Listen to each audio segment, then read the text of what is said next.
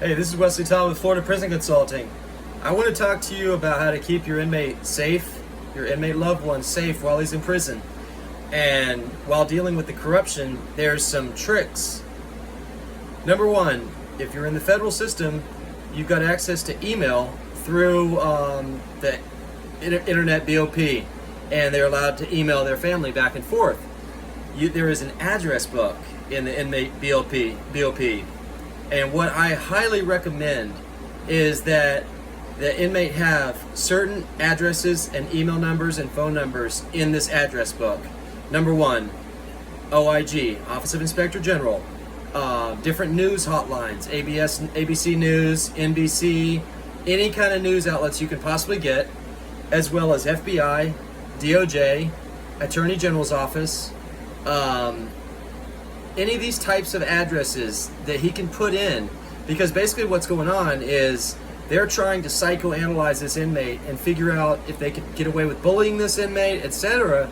And if he's got all these addresses in the computer, that makes them, take a second hard thought about bullying this particular inmate, because they can see that he knows his stuff, he's well armed, and he's able to, fight back.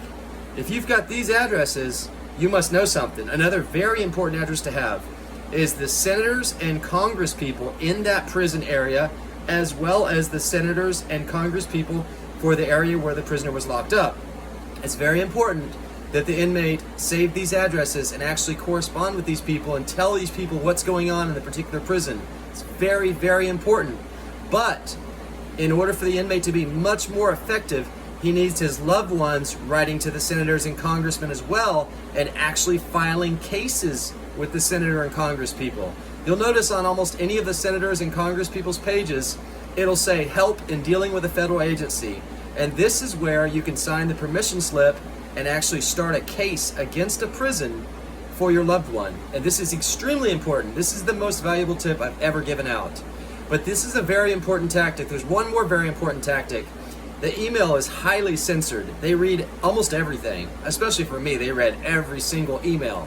So encourage your loved one to go ahead and talk about the corruption in the emails. And then when you're responding back to him, remember that it's not just that inmate reading it. So write it in a way that you want them to see what you're writing. So for instance, if I would write to my mom and talk about the corruption in a prison, my mom would immediately respond back that she's contacting our local congressman, the senator, the U.S. Senate Judiciary Committee, etc. And so that way the prison got the notice like, hey, we better transfer this guy. We better get this guy out of here. Everything we're doing is getting reported back to the U.S. Senate Judiciary Committee or the U.S. congressman or senator. So also my mom would say, okay, I just sent a tip to the OIG's office. So keep in mind, these emails that you're sending back to your loved ones are extremely important in keeping your loved one safe.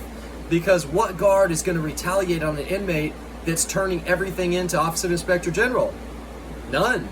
And as soon as the upper management finds out that this is happening, they're going to warn all the staff members, don't do anything dirty to this inmate. This inmate will get you fired. This inmate has serious power. Because very few inmates know this. This is a very important secret.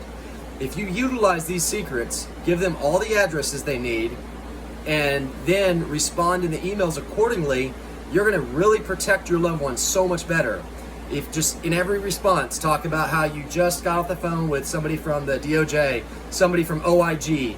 Don't talk about calling the warden, don't talk about calling the prison, that doesn't matter at all.